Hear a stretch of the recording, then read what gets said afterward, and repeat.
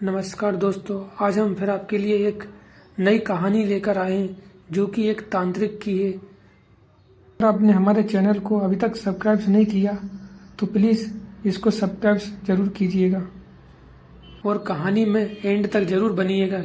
शायद कुछ नई शिक्षा दे ये कहानी। ये कहानी ऐसे तांत्रिकों की है जो आसपास के लोगों को बेवकूफ़ बनाते हैं और अपना धंधा चलाते हैं। चलो हम अपना समय खराब न करते हुए कहानी की ओर चलते हैं।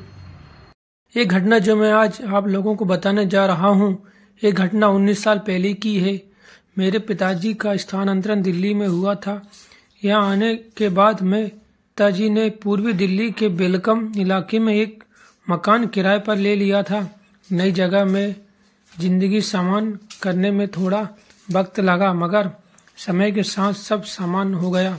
उस समय वहाँ एक तांत्रिक बहुत जाना माना जाता था जिसे लोग माली जी कहा करते थे।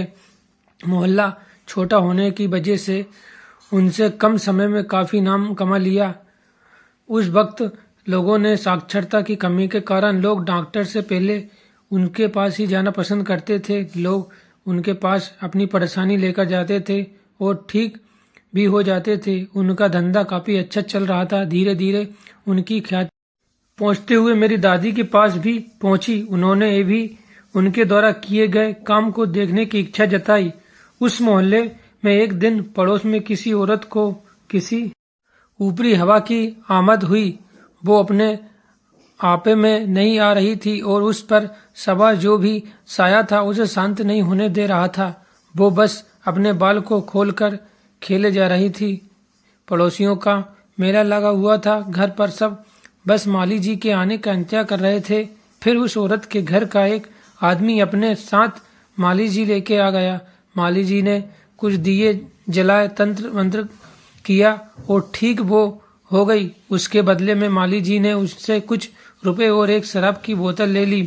खैर, अपने घर के किसी सदस्य की बिगड़ी हालत ठीक हो जाए तो कुछ पैसे और एक बोतल का क्या मोल होता है। मेरी दादी जी ने भी ये सब देखा। उन्हें विश्वास हो गया कि हाँ, ये आदमी ऊपरी हवा का इलाज कर सकता है। फिर ऐसा सिलसिला चलता रहा। अक्सर कभी किसी के घर में कोई परेशानी होती तो कभी किसी और के घर में कोई डॉक्टर से ठीक होता तो कोई बिना माली जी की कृपा से ठीक नहीं होता। माली जी की अच्छी कट रही थी। एक दिन घुमा कर परेशानी मेरे घर में भी आ गई। मैं बहुत छोटा था। मुझे अचानक से उल्टी आने लगी और मेरे दूध पीना भी छोड़ दिया। मेरे दादाजी और मेरे पिताजी उस वक्त दफ्तर में थे। मेरी दादी और मेरी मम्मी काफ़ी परेशान थी। नए शहर में किसी डॉक्टर को भी जानती नहीं थी। फिर एक पड़ोसी औरत ने दादी ने किसी डॉक्टर का पता पूछा तो उस औरत ने डॉक्टर से पहले माली जी के पास चलने की सलाह दी। लोगों को अक्सर मोहल्ले में परेशानी हो जाती तो हो सकता है मैं भी किसी चपेट में आ गया हूँ।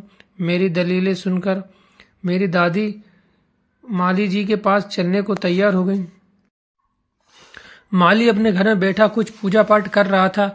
उसने पहले मुझे देखा, कुछ दिए जलाए, लाल फूल मंगवा कर कुछ क्रिया की और अपना मंत्र वगैरह पढ़े। फिर दादी जी से पूछा, आप बच्चे को कहीं बाहर लेके बैठी थी कल शाम के वक्त? दादी, हाँ, दादी ने जवाब दिया। जहाँ आप बैठी थी वहां से पूर्व दिशा की ओर किसी ने क्रिया करके अपनी चीज वापस करी थी और ये बच्चा बीच में पड़ गया, इसलिए इसे ये परेशानी हो रही है। माली अपना सामान वहां से हटाते हुए कहा, फिर ये कैसे ठीक होगा? कोई इलाज है क्या इसका? दादी ने परेशान होकर माली से पूछा। ये चीज थोड़ी जिद्दी है, ये बिना भोग लिए नहीं मान जाएगी। आप एक काम करो, एक बोतल शराब और एक बकरे की कलेजी का थान मंगवा लो। कल तक तुम्हारा बच्चा बिल्कुल ठीक हो जाएगा। माली ने दादी को समाधान के तौर पर ये बात बोली। ठीक है, हम तो जानते हैं नहीं, मेरा छोटा बेटा आपको ये चीज दे जाएगा, दादी ने माली से कहा और फिर वहां से वापस अपने घर चली गई। दादी ने घर आकर मेरे चाचा जी को कुछ पैसे दिए और एक शराब की बोतल और एक बकरे की कलेजी का थान माली के घर पहुंचा दिया। मेरी तबीयत अभी भी ठीक नहीं थी। मम्मी ने जब इस बारे में दादी से पूछा तो उन्होंने कहा, किसी तरह आज रात कट जाए, सुबह तक ठीक हो जाएगा, ऐसा बोला है माली जी ने। और मेरे पिताजी इस बात को करने को दादी जी ने मना कर दिया। उसकी वजह से ये थी कि पिताजी इस सब बातों पर जरा भी विश्वास नहीं करते थे। दादाजी तो थोड़ा बहुत कर भी लेते थे, इसलिए कभी सभी को सख्त हिदायत दी गई कि ये बात पिताजी के सामने ना आए। खैर शाम हुई और पिताजी घर आए। उन्होंने मुझे बीमार देखकर मुझे उठाया और डॉक्टर के पास ले गए। डॉक्टर ने कुछ दवाइयाँ दी और एक इंजेक्शन लगा दिया, जिससे मैं सो गया और फिर सुबह तक सोता ही रहा। सुबह उठा तो मैं ठीक था। अब दादी जी इसे माली का चमत्कार समझ रही थी। वो पिताजी डॉक्टर की दवा का असर। मोहल्ले की औरतों में अब मेरी दादी जी भी उस समूह में शामिल हो गई थी जो माली जी पर विश्वास करती थी। उस दिन के बाद से मेरे घर में अजीब हो। कभी मैं बीमार पड़ जाऊं तो कभी मेरा भाई दादी दिन के हिसाब से माली के घर भोग भिजवा देती और हम बिना दवा के ठीक हो जाते। कुछ दिनों में माली का व्यवहार मेरे दादा जी से भी हो गया और माली का घर आना जाना भी शुरू हो गया। मेरे पिताजी अभी भी इस बात में अनजान थे। माली जब भी आता दादी जी उसे अपना मित्र बताकर पिताजी से यही वदन वगैरह करवा देते, मगर बताया कभी नहीं कि ये आदमी क्या करता है। एक दिन की बात है, मेरी मम्मी को थोड़ा चक्कर सा आ गया। खाना बताते वक्त वो वहीं बेहोश हो गई। जब बुलवा लिया, माली भी झट चला आया। आखिर एक आवाज में उसे भोग जो भिजवा दिया जाता था।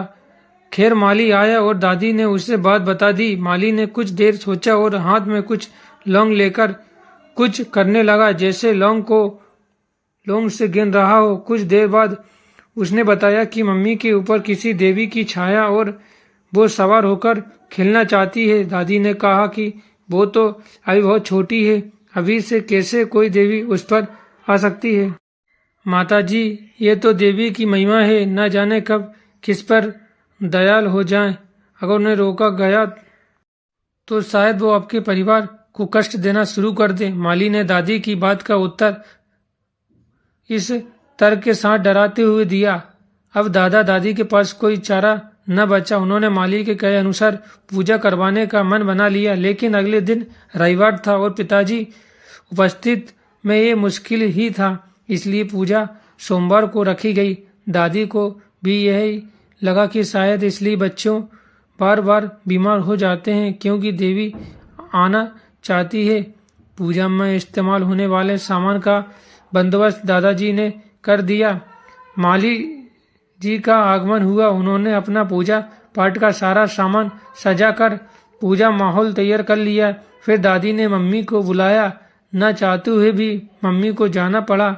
आखिर सास ससुर की कोई बहू कैसे टाल सकती है। फिर माली ने कुछ दिए जलाए, फूल और कोयले की आग में कुछ लोहान और घी गुड़ डालकर कुछ मंत्र पढ़ने शुरू किए।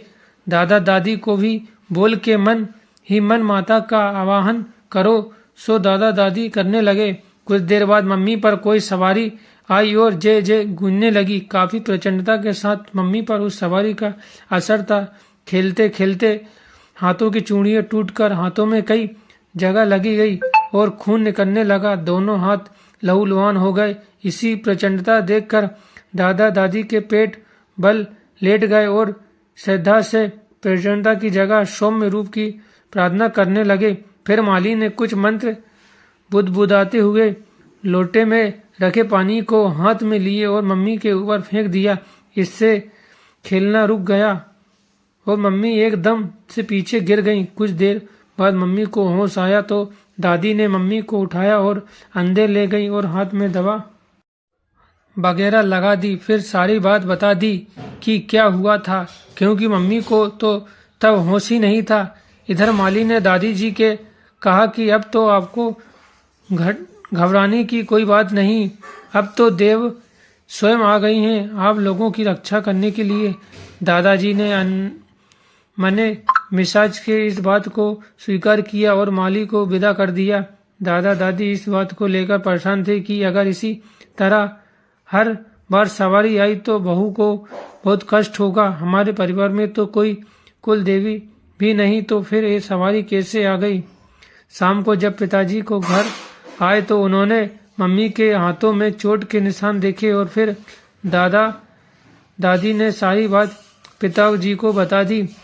पिताजी काफी नाराज हुए कि ये कौन सी मुसीबत हाथ लग गई।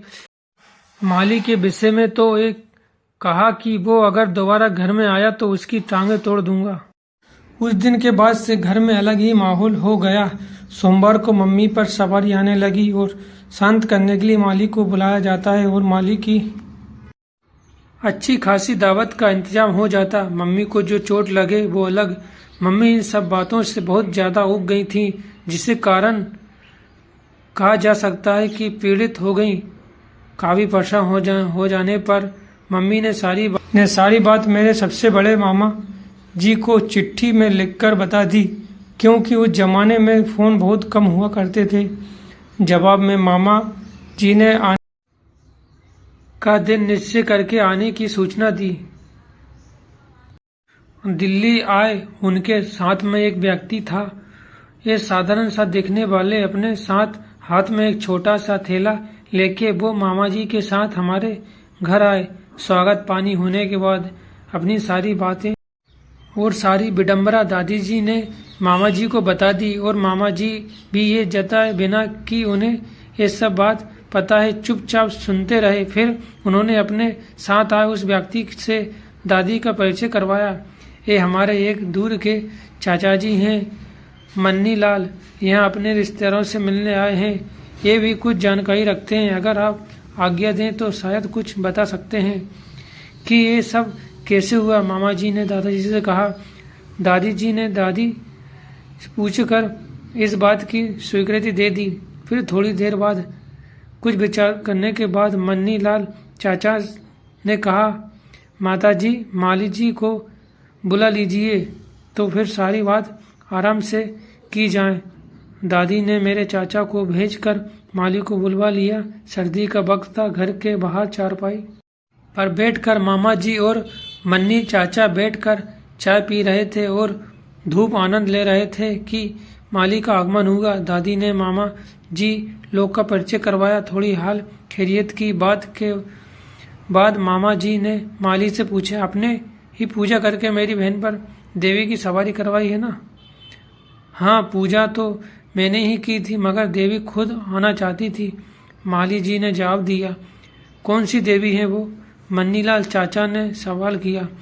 ये तो आप खुद ही पूछ लीजिए, कोई आपके परिचय की होंगी, माली ने दादाजी की तरफ देखकर कहा। दादाजी ने जवाब दिया, हमारे परिवार में तो कोई कुल देवी नहीं है। तो फिर कोई और होंगी बचपन में जिनका दर्शन हुआ होगा, माली ने कहा।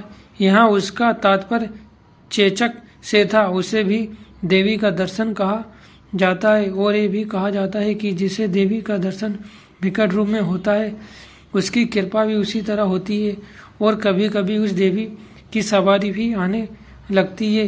यही बात माली जी समझाने की कोशिश कर रहा था। इसे तो बचपन में भी कभी कोई दर्शन नहीं हुआ, मेरे मामा जी ने जवाब दिया। तो फिर देवी से ही पूछ लेते हैं ना, मैं मनवाऊंगा तो वो अभी खिलने लगेगी। माली ने खुद को फंसता देख इस तरह डराने की कोशिश की। ठीक है, चलिए ऐसा ही किया जाए। आखिर वो देवी है कौन सी जो ऐसे परेशान कर रही है? मन्नी चाचा ने माली से कहा। ठीक है, आइए, लेकिन डरना मत, माली ने कहा। मन्नी चाचा ने हंसते हुए कहा, अगर डर भी गए तो आप है ना। इतना कहकर माली उठ गया और अंदर जाते जाते बोला, तो फिर आइए ना। मन्नी चाचा ने कहा कि आप चलिए, जब सवारी आ जाए तो हम भी अंदर आ जाएंगे। माली जी अंदर गया, लाल फूल मंगवाए, फिर तैयार होकर बैठ गया। दादी जी के कहने पर मम्मी भी आकर बैठ गई और मामा जी भी। अगर मन्नी लाल चाचा बाहर ही बैठे रहे।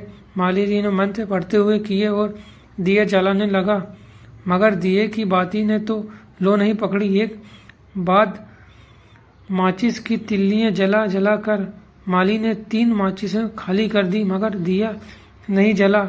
अब माली के पसीने छूटने लगे। सर्दी में भी उसकी ये हालत हो रही थी। अगर उसका कोई मंत्र, कोई जोर नहीं चल रहा था। माली की समझ से बाहर था कि ये क्या हो रहा है। सब कुछ रखकर बैठकर कुछ मंत्र जाप कर रहा था कि मन्नी चाचा अंदर आए। क्या हुआ, देवी नहीं आई? मन्नी चाचा ने पूछा। पता नहीं क्या हुआ, शायद नाराज हो गई हैं। माली ने कहा, अब तुम्हारे बुलाने से देवी तो क्या, एक आत्मा भी नहीं आ सकती।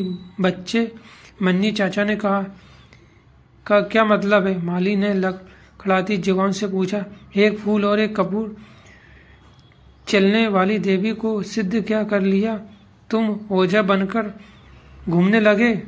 वो सब तो फिर भी ठीक, तुम जो यहाँ करने आए थे वो तो बहुत नीच कर्म है, मन्नी चाचा ने जवाब दिया।